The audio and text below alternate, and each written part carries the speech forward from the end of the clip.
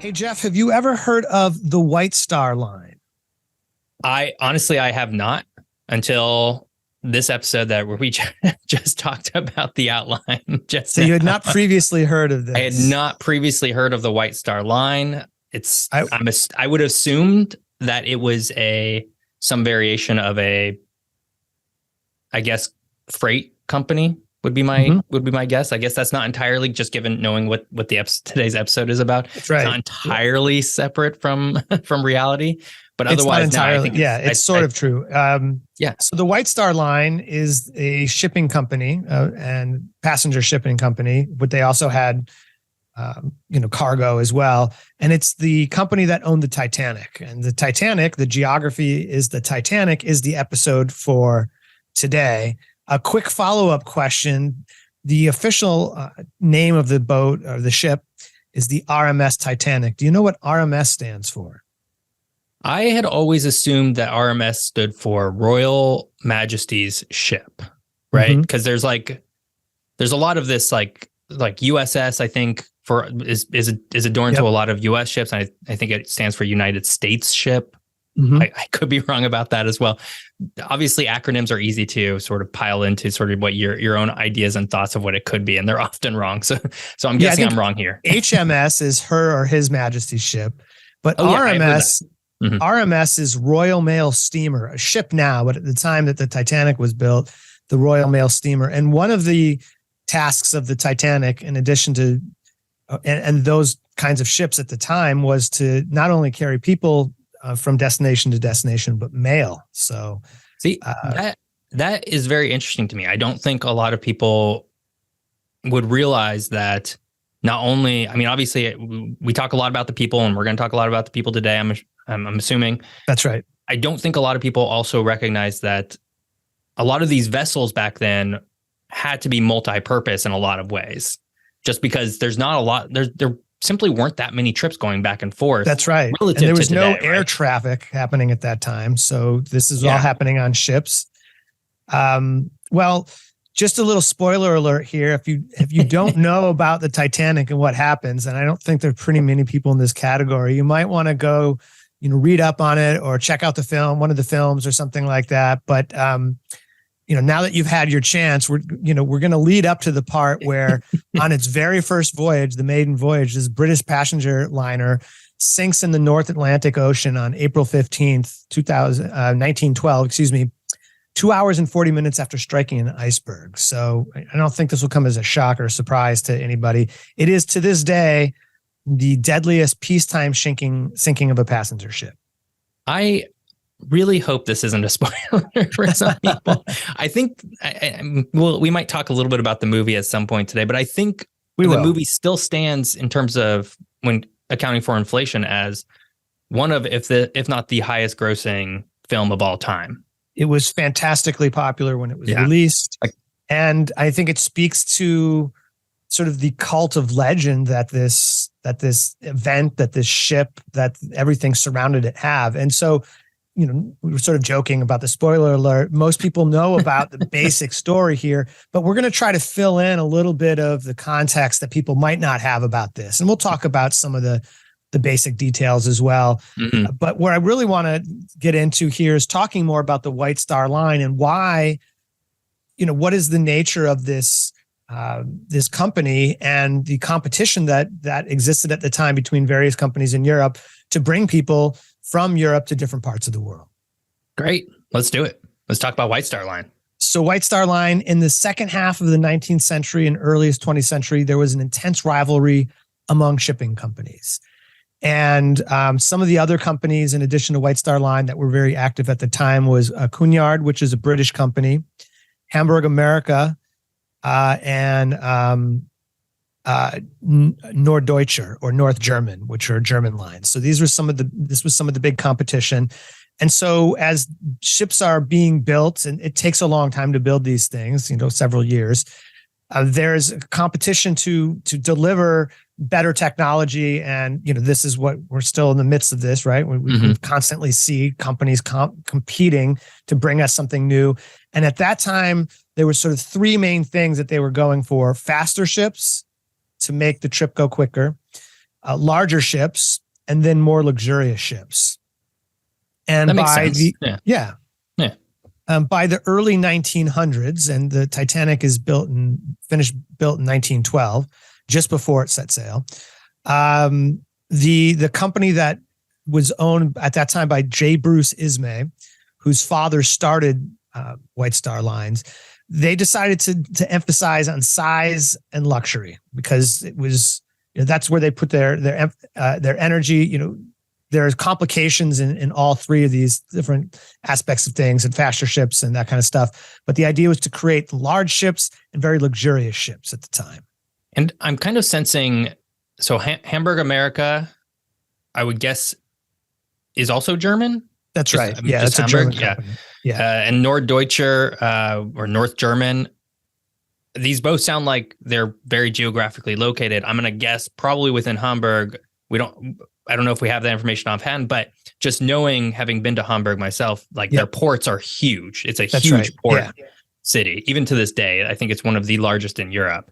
I mean, some of these ships were so big that they were too big to actually fit in some of the ports, and they had to have smaller boats take passengers from the port city to the ocean liner itself. And the Titanic was one of those where it was too big to even, deal and navigate some of these ports. Obviously, some of them it could. It's funny because we say that, given the historic context, and again, maybe we'll talk about this within sort of the context of the modern day shipping sort of infrastructure that exists today. But I've seen a diagram of the Titanic, which at the time was billed as one of the largest ships ever made. At the time, it was the biggest. Yep. But I've seen it now compared to some of the freight liners today, and it is not nearly as big. It's pretty small. And what's amazing is that these ships today, which are mostly cargo, right? They don't take a whole lot of people to operate them compared to how many people were needed to operate, these ships at the era of the Titanic. Mm-hmm. So the parent company that financed the construction of the Titanic and other ships from this line was the International Mercantile Marine Company. And this was bankrolled by famous American financier and investment banker, J.P. Morgan. So J.P. Morgan, essentially the owner of the Titanic, you could say. Yeah. And I'm assuming if you're not familiar, listener, with J.P. Morgan, the person, you're probably familiar with the bank, J.P. Morgan Chase. So if you see a Chase Bank, broadly, that is some combination of a company that he started, obviously well over 100 years ago at this point. One of the interesting things is that he was apparently supposed to be on the Titanic and didn't make the trip for some reason. Interesting. So this is the first of many conspiracy theories. We won't go into too many of these, but one was that he was behind the sinking of it somehow, and that's why he wasn't there. I'm not sure there's a whole lot to substantiate that, but that's, people, whenever you get a big legend going on, people want to tell a lot of stories about it. And that's one of them. Everybody loves a conspiracy theory. That's right. Everybody loves one. Even if they don't want to necessarily believe it's true or don't necessarily believe it's true, they're fun, they're engaging in some degree. Yeah. I mean, it's what used to be called folklore, right? Folklore, yeah. So the White Star Line was established back in 1845 in Liverpool. And it focused initially on routes between the United Kingdom and Australia. And so this was amplified by the Australian Gold Rush, which began in 1851, which generated a lot of migration. And it's interesting because that's just a couple years after gold was found, in Nevada. And California. San Francisco sort of grows really rapidly at this time as well. So, I mean, it's not the only region for migration, but a lot of migration is catalyzed by these gold rushes and people who are finding themselves, pretty poor where they're living or of modest means. And the allure of becoming rich motivates people to go far away and try to see if they can take part in that. So there was also a route apparently between Liverpool and Victoria, British Columbia. And this would have required going around Cape Horn on the southern part of South America in order to get there, with a stop in San Francisco. So it was a long trip. And that was an entry port for many who were looking to join the Klondike Gold Rush. So another gold rush factors into the scene here. And these ships at this time are not anywhere near the scale of the Titanic, I'm guessing. Not yet, no. And they get, I think in the late part of the 1800s, they get pretty big. And then the early 1900s, they get to what we're about to talk about in a few minutes here. Olympic class ships made by White Star, which were the biggest. So let's see. There is also some migration to Canada, to the United States, to New Zealand, to Australia. And from 1860, there was an increasing focus on the route between Liverpool and New York City. And we know that many immigrants entered North America through New York City and Ellis Island, which is where immigrants were processed, which is a pretty ugly way of saying things, but it's probably accurate because that's what went on. Based on some historic photos, and I think there might even be some rough footage of some Ellis Island stuff that I've seen from the late 1800s that looked very procedural. Yeah, and there's not a welcoming environment. There's medical tests that are done, and if people there was like this eye disease, and there are all kinds of things they're testing for, and if they were found to have this or admitted they did, they weren't allowed in the country. So there was some screening that was going on there. The partnership with the shipbuilders called Harland and Wolff began in 1869, and these are shipbuilders in Northern Ireland. And this is important to our story because this is the company that will eventually build the Titanic. This company, White Star Line, is also involved in transporting cargo and livestock as well. And I think eventually they figured out that putting livestock and particularly high-end passengers in the same boat didn't really add up particularly well. And so that was a thing for a while, and apparently it wasn't. An interesting thing that's important to our story also is that it was in the late 1800s that accommodations for 3 classes of passengers were established. And so here we're getting into sort of microgeography because these classes of passengers also occupied different parts of the ship. So you have the first class that was near the middle of the ship. And this is because that the middle of the ship was the place where you least felt the waves and the swells of the water furthest away from the engines. So those were considered to be the best places to be. And then the third class was established near the bow and the stern. So they would be most susceptible to the motion of the ocean and then to the sounds of the engines in the back as well. And so these classes were generally kept pretty separate from one another, which, is mimicking what's happening in society as well. It's just an extension of what's happening in society. It's not that classes were invented for travel, but that the class arrangement and the hierarchies of society followed themselves onto the ship, and then they took this microgeographic form on the ships themselves. And it's interesting that, I don't know if this, you had mentioned these classes of passengers were established during this time. Maybe there was some variation of this before that as well, but it's just interesting to see that this is carried on to modern day. This isn't all that different from modern day class systems as well, right? Airplanes have first class. They're up in the front. They're closer access to a lot of different things. There's sort of that physical separation. Yep. I know cruises still have classes. Yeah. There's just, so this is very much like this idea has, it's just grown. It's become a part of travel in today's sort of world, from trains to planes to, I guess, cruises. Yeah, that's right. So as we see the development of transportation, this arrangement follows it into these different forms of transportation. You're absolutely right. So we mentioned the competition here a little bit. And in 1907, Southampton, a new route was established from Southampton to Cherbourg, France, which would allow them to pick up passengers who were on the European continent. And then Queenstown, which is now called Cove. This is a town in Ireland, and then on to New York from there. And then on the return trip, the idea was to skip Cove, or Queenstown as it was called at the time, and stop at Plymouth, which is part of the UK or Great Britain, and then go back to France, and then go back to Southampton.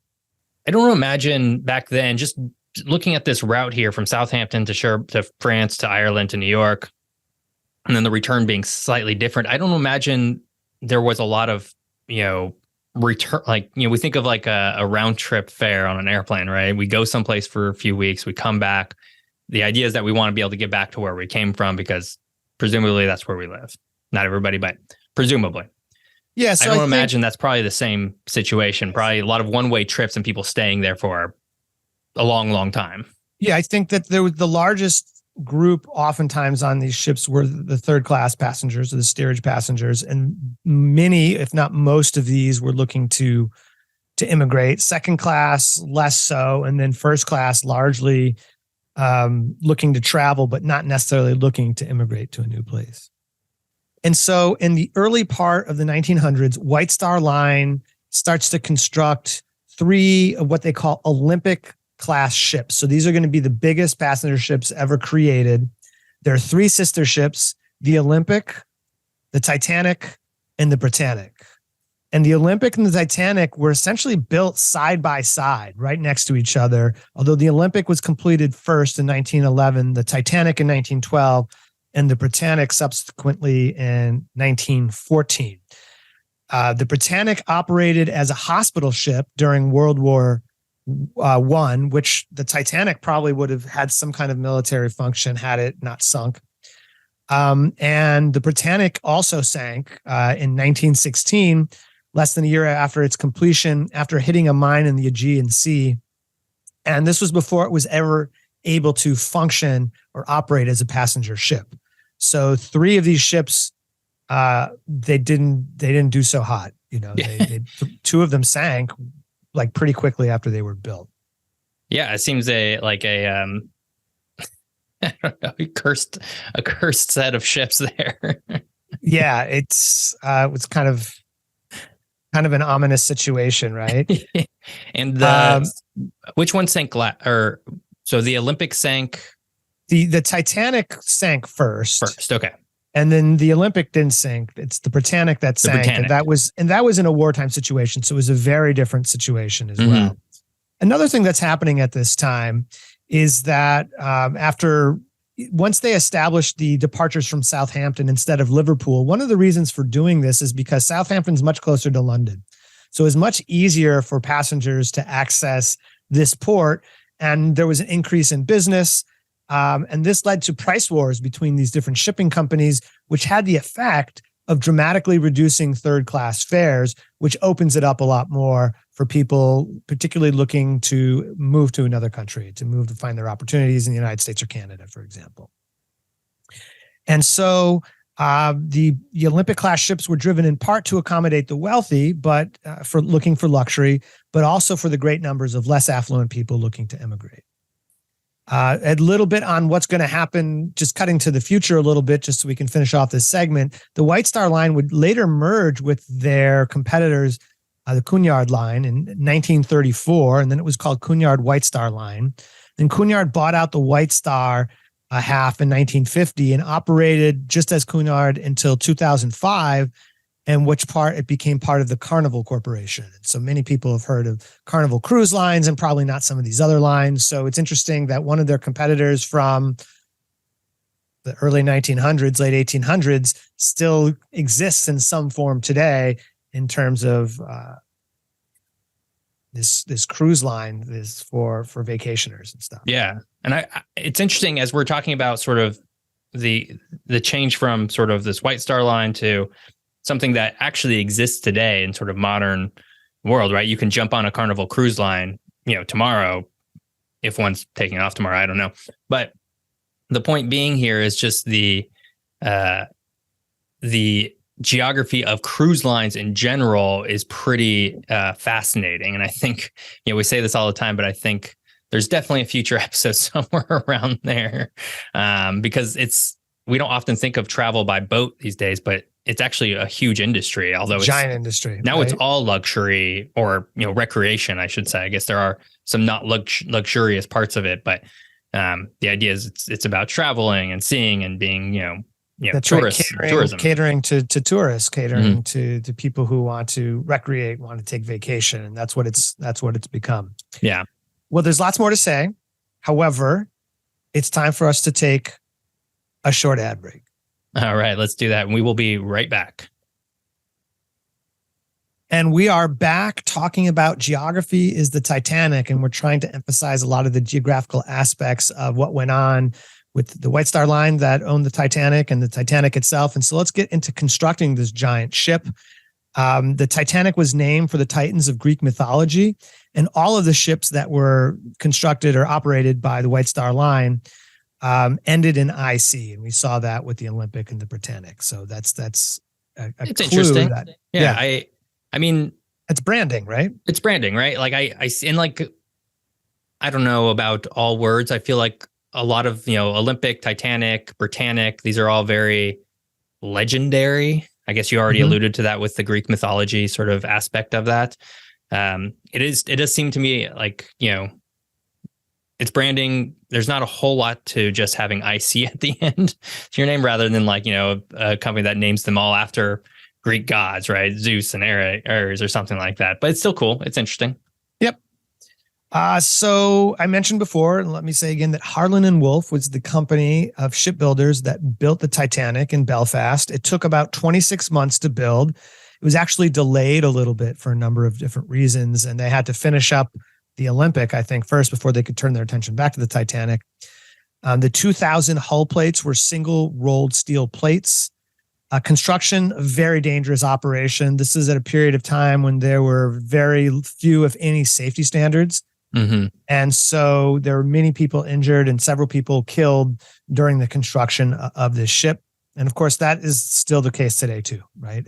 When you're constructing things, and it comes to mind an episode that we talked about, and we talked about constructing World Cup stadiums, and famously, people were killed during the construction of many of those, but not just in that particular industry, but in construction industry more broadly.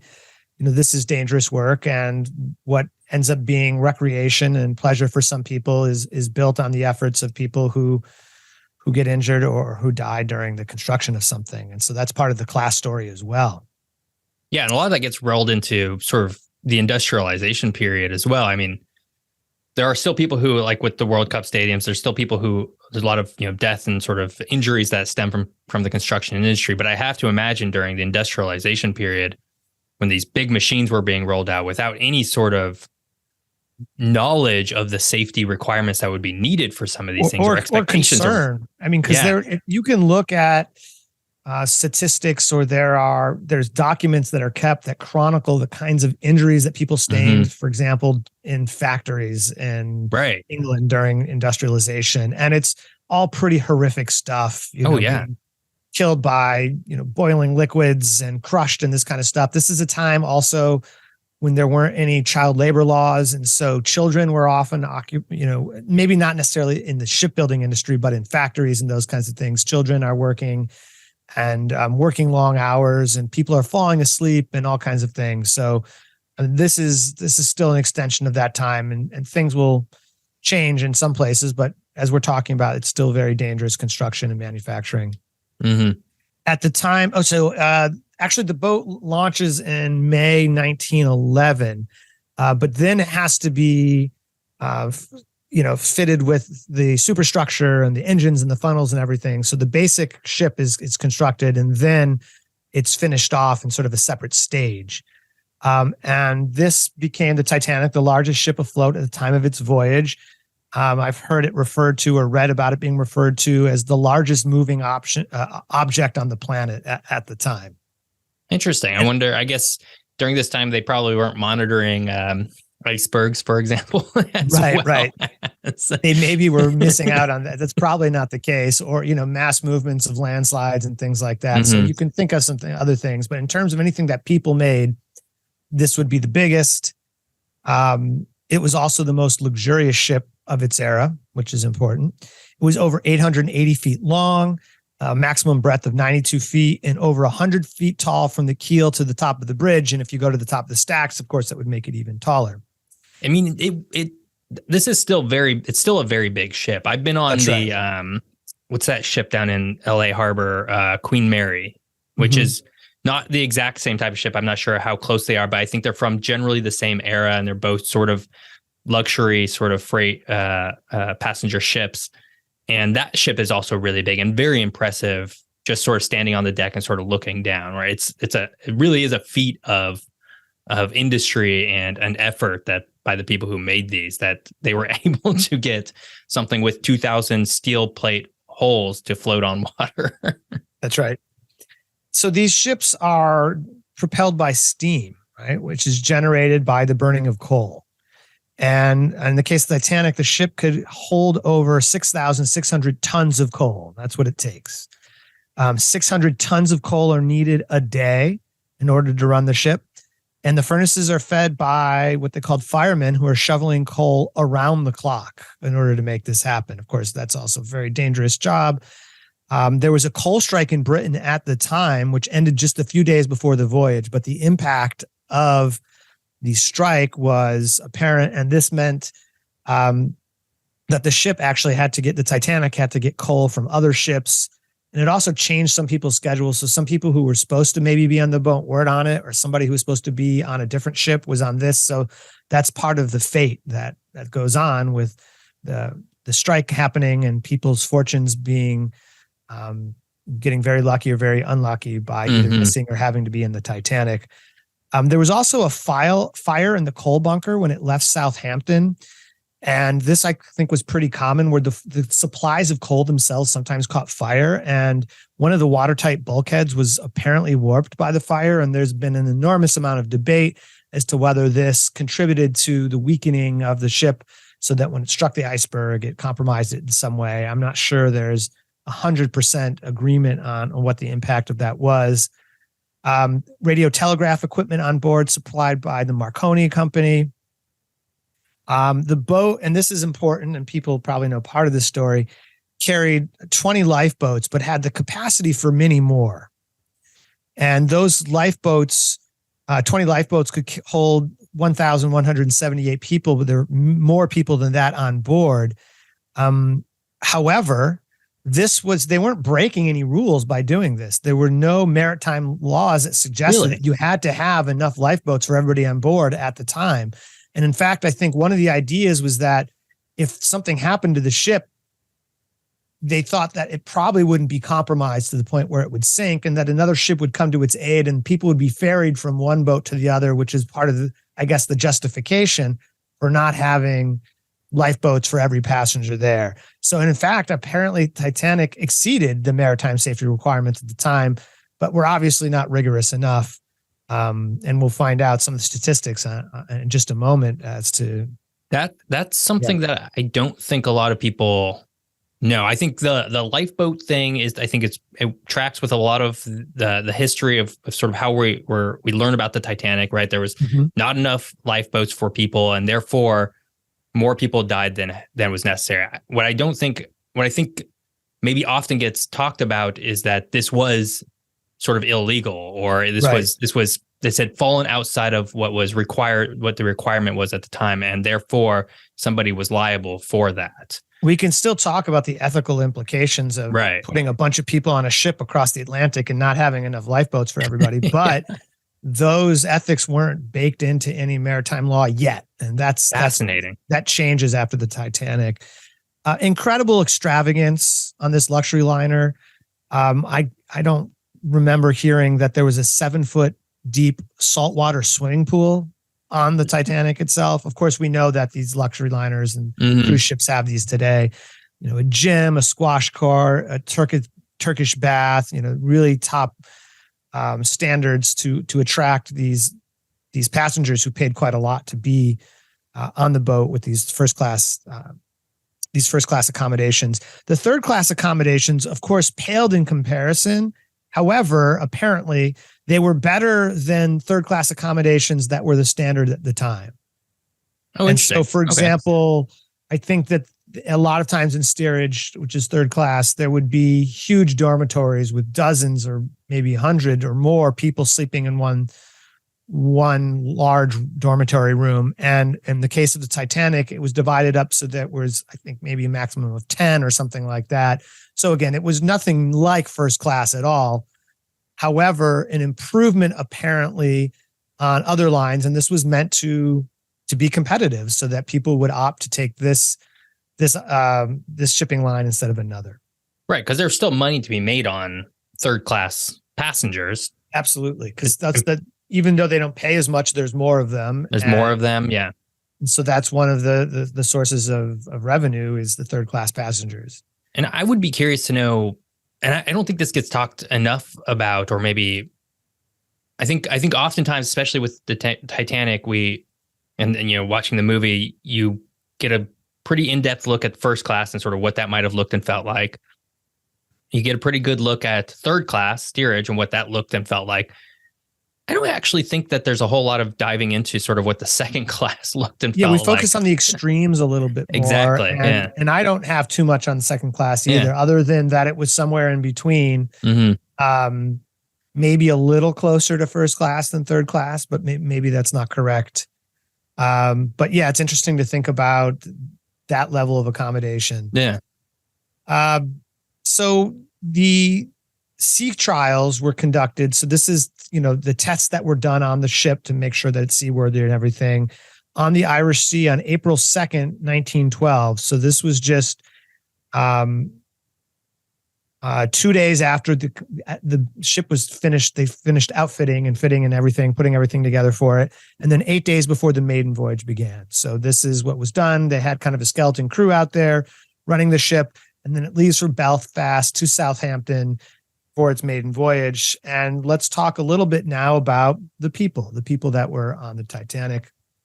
There were 2,224 people, as records are able to show, and 885 of these are crew, which is phenomenal. Which is a large number, and you know, some of those are to run the functioning of the ship, and many of those as well are to accommodate all the passengers.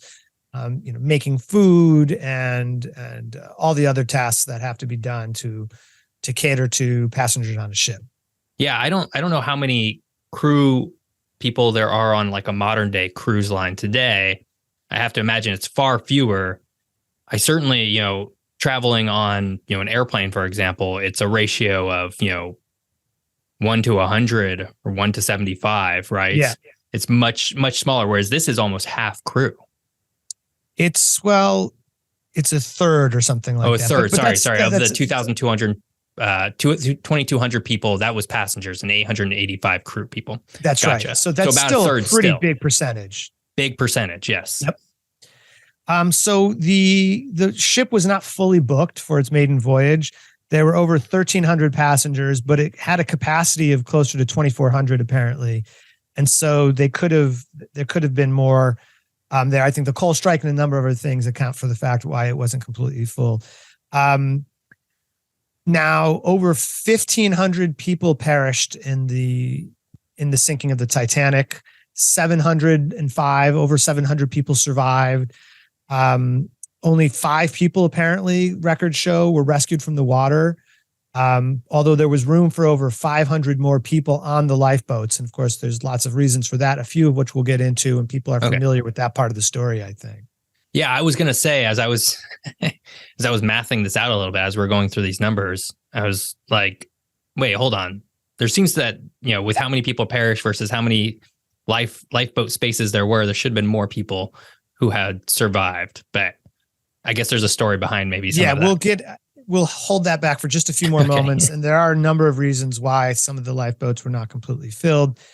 The breakdown in terms of class, though, for the number of people on the ship at the time, 324 first class, 284 second class, and 709 third class. So there were more third class passengers than first and second class passengers put together.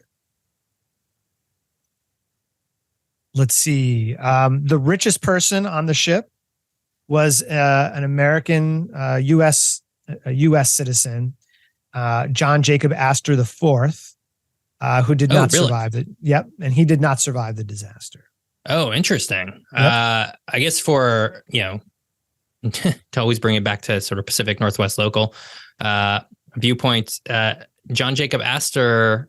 This is the fourth. I'm not sure if this might have been his father or something, but was largely established the fort at the current city of Astoria in Oregon. Right. That was largely, you know, one of the very first, I guess, U.S. outposts to lay claim to what would ultimately become the states of Oregon, Idaho, and Washington State. So very interesting. Yeah. Nice Pacific Northwest connection there. I always got to do it. I'm not sure which Astor it was either, but there's a connection there. There's some connection. Yeah. Cause the person who did Astoria was also at the time the richest person in the US. So apparently most of the individuals who were on third class were looking to immigrate to North America, to the United States or Canada. And these people came from countries included the UK, Ireland, Belgium, Denmark, Sweden, Norway, Finland, Croatia, Slovenia, Bulgaria, the Ottoman Empire. Many are from what was then Syria, but today is present-day Lebanon, and from Turkey as well. And then 8 individuals from Hong Kong as well, 8 men. And well, that's interesting. More on them in just a second. Okay. I know there's a lot of teasing that goes on here. It's like one of those things. I've got things in a particular order. Yeah, it's one of those things where it's like I don't know if you remember like the old sort of standardized test, but it's like one of these is not like the others. That's right. Right. It's like one of these is definitely not like the others, and there's probably a very interesting story. Just how differently the men from Hong Kong were treated. Okay, great. Let's talk about the survival rates. Again, we're getting ahead of the story a little bit, but since we're talking about some of the statistics relating to people, I've got some statistics on class, gender, and age here a little bit. The first class survivors, 62% of first class passengers survived, 41% of second class passengers survived, and then 25% of third class passengers survived. So, 3 and 4 third class passengers perished in this disaster. For women, about 75% of women survived the Titanic. Children, 50%. And then men, about 20%. And there is a breakdown, and the statistics were hard to find. And I'm sure that would be, that was different from place to place as well. 20% of the crew survived. So pretty small number of crew members survived as well. Interesting. If I can vamp a little bit here about maybe some reasons for this. And, as I'm looking at the, women, 75% of women survived, 50% of children survived, and 20% of men survived. The women and the men figures add up in my head. I think what surprises me is the children, that only half the children survived. I feel like they would have been prioritized, unless that is most of those children were probably in third class. Well, I have this broken down a little bit more. So let's take a look. So right. First class children, 83% survived. So 5 of 6 is another way of saying that.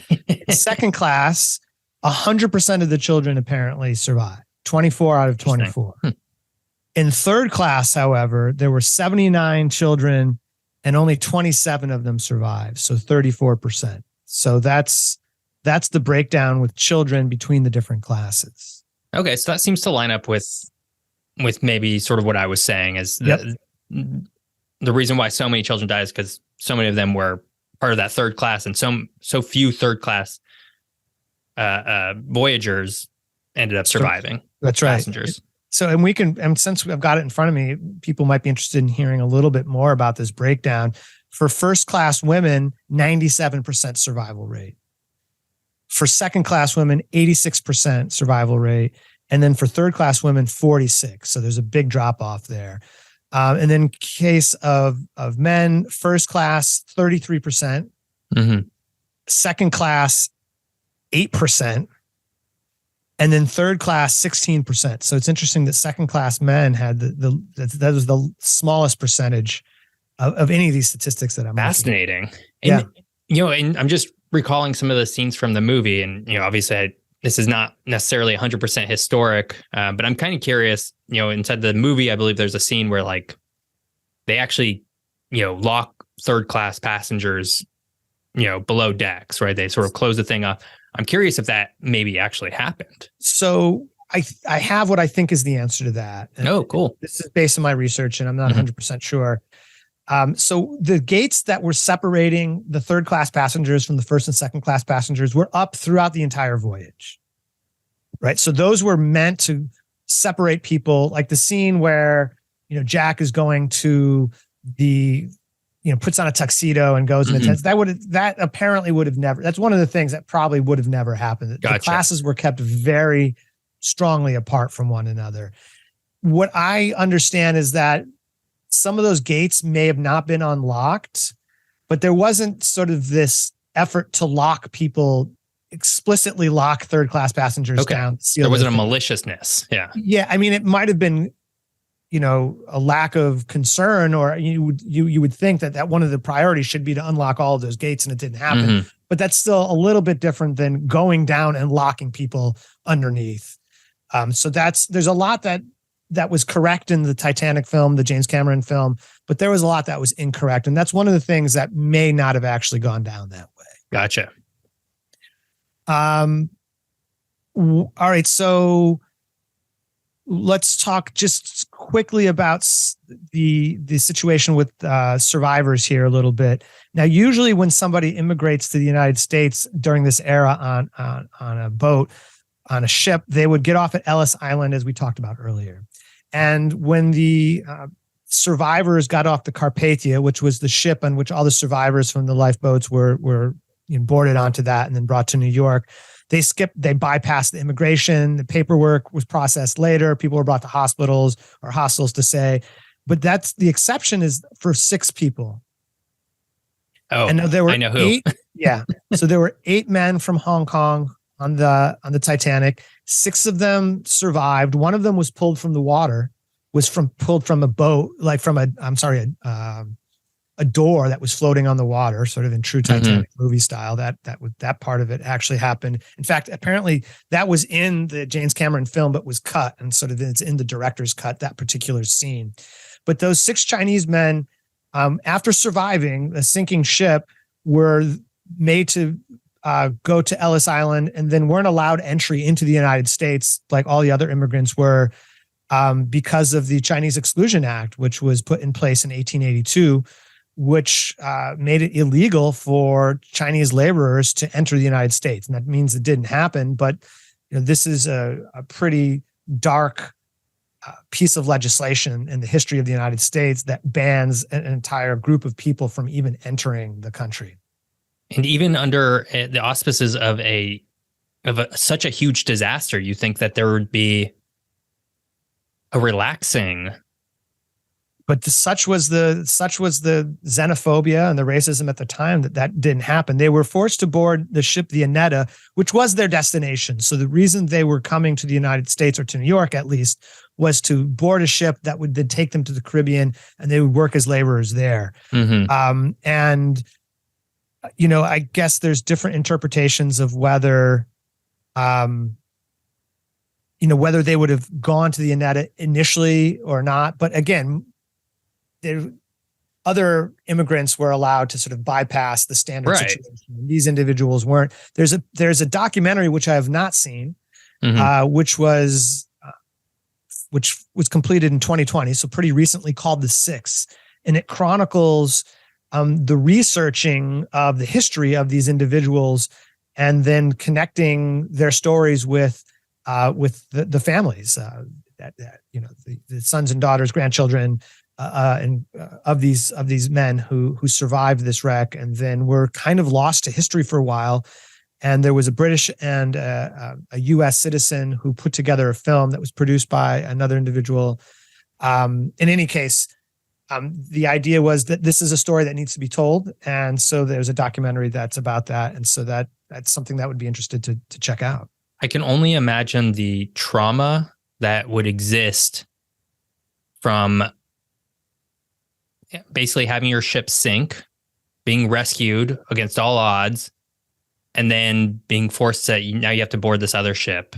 And then being separated from everybody else who survived to undergo completely separate treatment. I mean, exactly. Including the one person who was floating on a door for hours and then pulled into a ship, the Carpathia, and then into one of the lifeboats, and then into a ship. Are we good on time, or do we need to take a break here? Let's do a quick ad break. I think okay. Break it up a little bit. So we're going to do an ad break, and then we will be right back. So we're back at the Geography is Everything podcast, and we're talking about Geography is Titanic because there's a lot of geographical aspects to this that people might not know about, even though the story of the Titanic is well known. But let's talk about this maiden voyage, which was incomplete. The captain was Englishman Edward Smith, who went down with the ship. The ship left Southampton on April 10th in 1912, en route to New York City, of course. It stopped to pick up passengers, crew, and supplies in Cherbourg, France. So 20 people, it's important to note, disembarked from Cherbourg. So they only took from as far as Southampton to Cherbourg and then got off. And then 7 people got off in Queenstown, which again is now was renamed Cove, and that's spelled COBH. And this was renamed after the Irish War of Independence. So, this is a geographical thing, toponyms, and sometimes names of colonial type places like Queenstown are renamed afterwards. And this was one such example. Cove was a major port of departure for Irish immigrants to North America. 2.5 million of 6 million who went to North America from 1848 to 1950 left from this particular port. And it was also a major port of departure for people who were sent to penal colony in Australia. So it figures prominently in the history of immigration. So here's a story that some people might not know about the Titanic is minutes after its departure from Southampton, it nearly collided with the SS City of New York, missing it by 4 feet.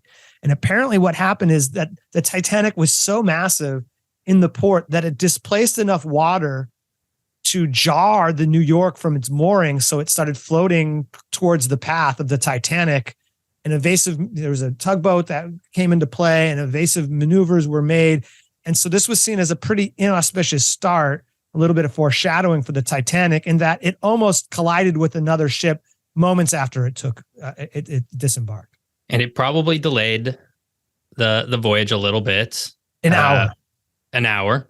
Yep. Which maybe doesn't seem like that much. But who knows? Right? I think, and maybe we'll talk a little bit about this, but I recall there being some sort of story about like a ship turning off its radio moments before they strike the iceberg. Yep. And had this whole thing. So many small moments, right? Yeah. I mean, and that's everything, right? Like everything is sort of it's a buildup of many small things that sort of coalesce into one bigger thing. Any event, good or bad, that's all it is, right? And so oftentimes it's only when something bad happens that we start to needle on examine and second guess what some of those moments were.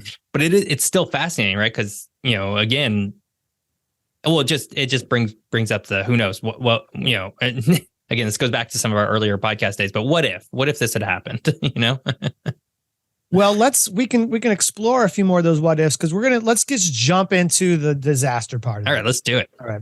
So 4 days into the across Atlantic journey, the ship strikes an iceberg, famously. Radio operators on the Titanic had received several reports of ice in the area. But apparently one of the things that was happening here is that, the company that's operating the radio here, they're making their money off of messages that are sent from and to passengers. And there were so many passenger messages that it resulted in some of the later warnings about the ice in the area not to be passed along to the bridge, apparently. And so, whether the captain and the crew that was operating, on watch at the time would have taken notice of this or not is debatable, but that is something that happened. It's the Marconi International Marine Communication Company Limited that operated the radios, the wireless there. Marconi himself was apparently supposed to also be on the Titanic and wasn't. And then also another thing that happened is that the wireless stopped working for 7 hours on the 14th, which backed up a lot of the messages. And so there was a couple things there that could have come into play as well. It was also a very calm night in the North Atlantic, which made seeing waves that would be breaking into icebergs hard to see. So this may have further complicated things as well. And lookouts did spot the iceberg. The first officer called for engines to be reversed, but at that point it was too late. And something that I read that I was surprised by, and I don't know if this is accurate or not, that it might have been better off the ship to have a head-on collision with the iceberg than it would have been to have that glancing blow from trying to evade it. Whether that's true or not, I think that's perceived to be the case because there have been examples of ships that have been going at a pretty good, speed, and then directly took on an iceberg and had, the body of the hull compromised but didn't sink. I don't know if that's actually true. I mean, I feel like we can logic our way through maybe an explanation. If I'm not a, somebody who makes boats for a living, but I imagine if I did, knowing sort of, that the front would be more likely to hit debris, you would probably at least, add a little bit of extra padding up there, maybe a little bit of extra things that could absorb the some sort of, pressure or some sort of, collision a little bit more, similar into how we do that with vehicles today, personal vehicles, right? It's only been sort of recently that sort of the side airbags, side sort of safety measures have been implemented. It all started, originally with sort of safety features up front. So I think that would kind of track. Again, we're not experts here, but I can at least see how that could be true.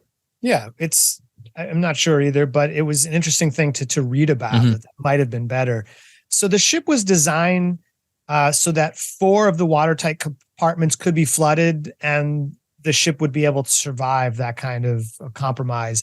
But 6 of the watertight compartments were flooded. And once that happened, it was inevitable that the ship would not stay afloat and would sink. The distress calls were made around midnight. And the closest ship to the Titanic at the time was the SS Californian, which was a British steamship. And it was part of the Leyland ship line, which was also owned by JP Morgan, apparently. And that ship did not respond to the Titanic's distress calls, apparently in part because the radio operator had already turned in, because there weren't any requirements at the time that there had to be somebody operating, the communications center at all times. And again, if we go back to that hour lost, right? I mean, this person could have turned in around 10 p.m., right? There's nothing to say that. But maybe they could have been a big hour. The Californian, I don't know if this has been confirmed, but was close enough that they might have even seen the distress flares. I think that has been confirmed that were set up by the Titanic.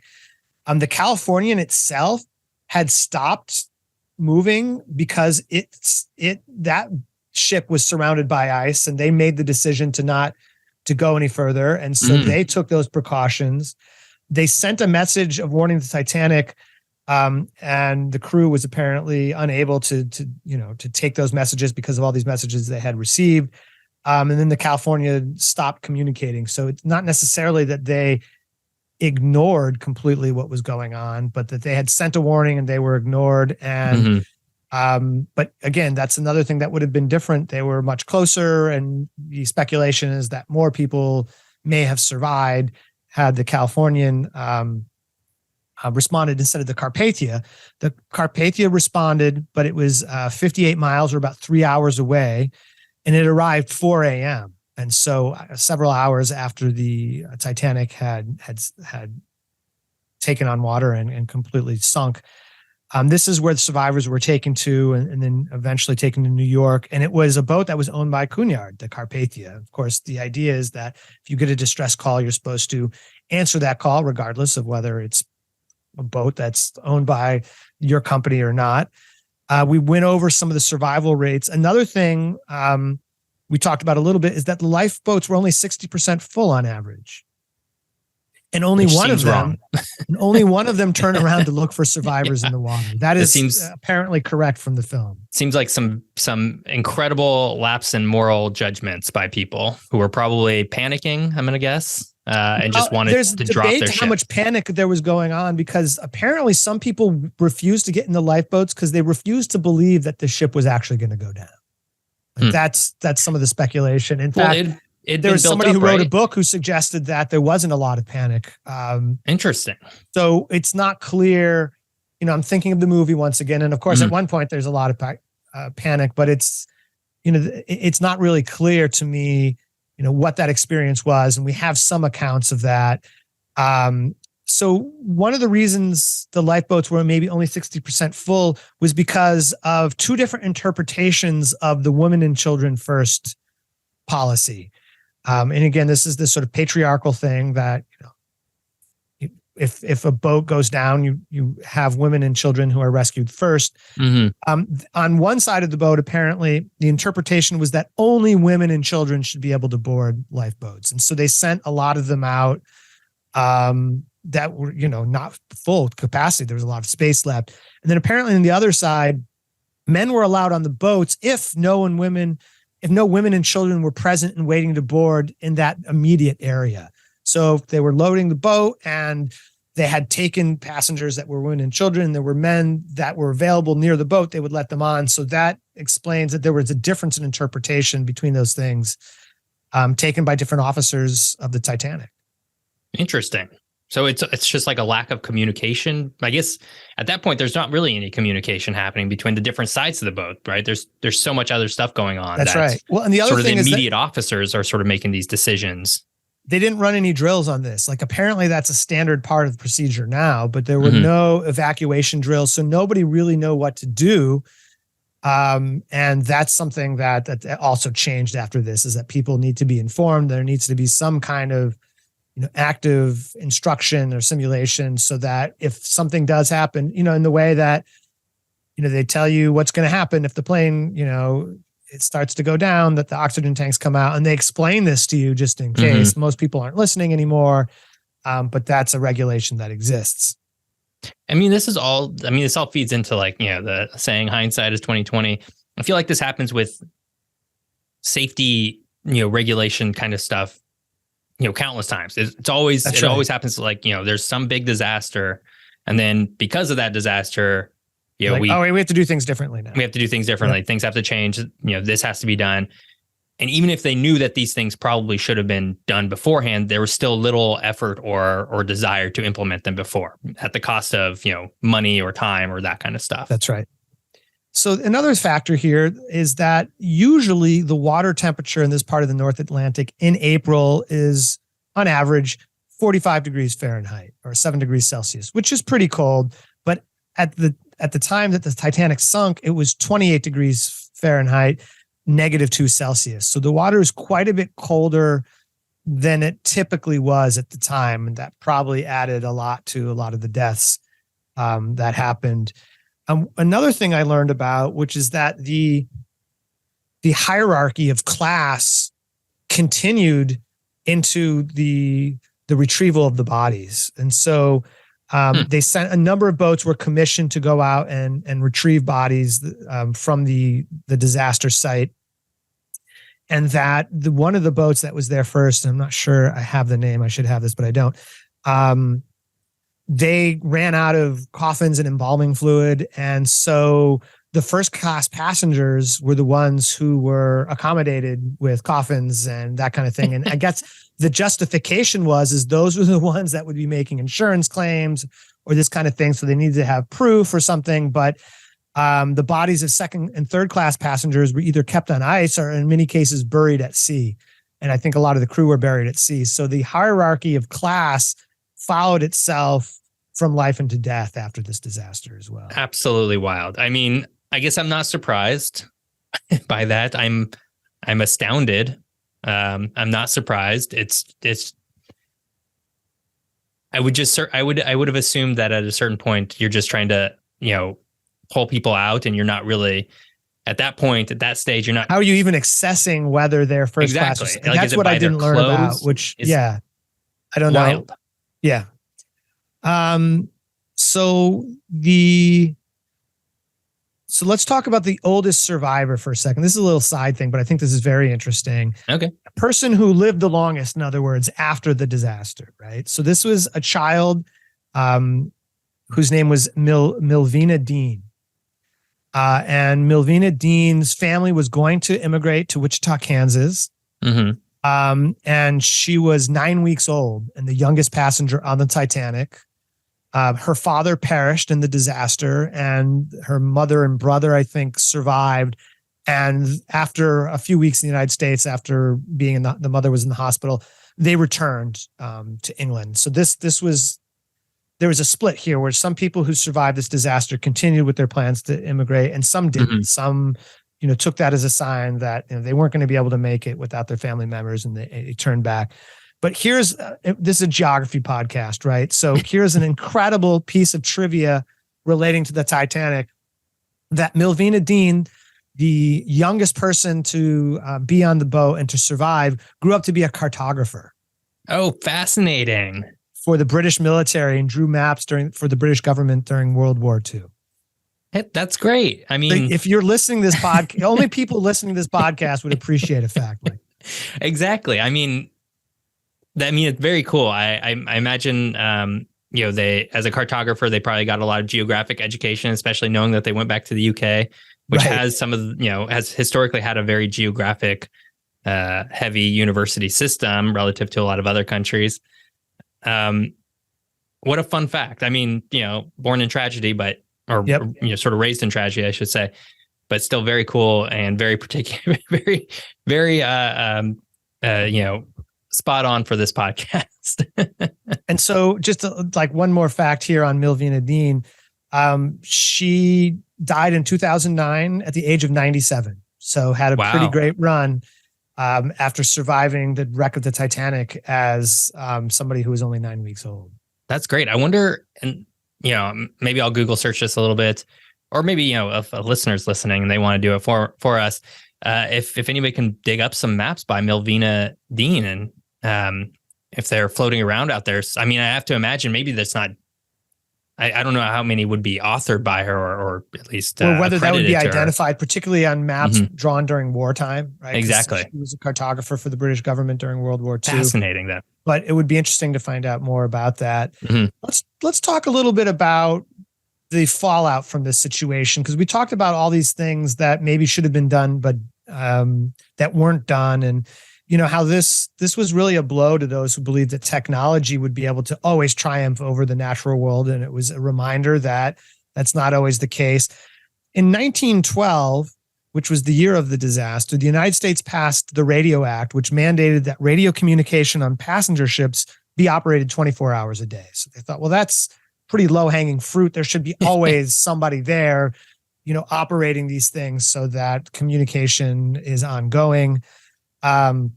British and American inquiries recommended that ships carry enough lifeboats for everybody on board, that lifeboat drills be implemented, and that lifeboats be inspected. And so these recommendations were some of the ones that were included in the International Convention for the Safety of the Sea, which was adopted in 1914, and apparently was revised in a pretty major way in 1974. So the idea that there needs to be some kind of international standard, and there was some direct reaction to this. One other piece of reaction was that the United States formed something called the International Ice Patrol, which was an agency of the U.S. Coast Guard to monitor icebergs in the North Atlantic.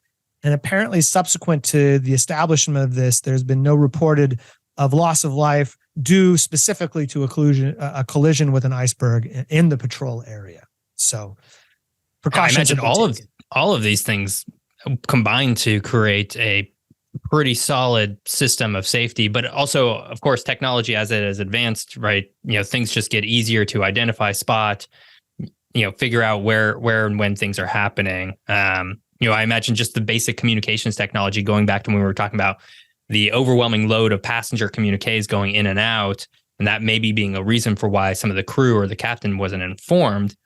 That would probably be less of an issue today when there are completely separate systems for all of these things. And that's right. Up to the minute. I mean, today, on a boat, there's internet, right? You can get, communication anywhere and everywhere if you want to, I'm assuming. I haven't been on a cross-Atlantic cruise, but. Right. Well, I mean, we carry phones with up-to-date information about the weather, right? And exactly. So technology has changed. Exactly. Regulations have changed. Well, let's bring it to a close here. And I think a good way to conclude the episode was just to talk maybe briefly about what the Titanic means today. What does it represent? What does it mean? And we'll be speaking, squarely from the United States perspective, I guess, because that's where we are and we're educated in those kinds of things. But I mean, one of the things that comes to my mind is the limits of technology. And the idea that this was a ship, it was apparently not actually built as an unsinkable ship, but I think the media may have played with that idea a little bit, and that you can create something pretty fantastic, but the natural world is going to have its own say. Yeah. And even the name, like by naming it Titanic, even if the company didn't, necessarily intend for it to be billed as an unsinkable ship, there's a lot of that name is pulling a lot of weight, right? There's a lot of expectation there. Yeah. Like that you don't give that name to just anything. Of course, today you probably wouldn't give that name to anything based on the historic precedents set by it. But at the time, like that name, is going to, I think, naturally bring up some comparisons to something that might be indestructible. That's right. The role of class, I think, is something that is almost always talked about, and appropriately so, and the degree to which human society is hierarchical and how this becomes amplified or even more readily evident, perhaps, during times of crisis and disaster, and how this hierarchy plays out. So I feel like Titanic is kind of associated with that sort of phenomenon, that notion as well. And then I also think about the role of the media. And how James Cameron film in particular, which many people have seen, has really influenced how people understand what happened with the Titanic. Yeah, and I do wonder, obviously I don't have any memory of the Titanic prior to the movie coming out. I don't think it's something that I would have even really thought about. I was pretty young at the time anyways.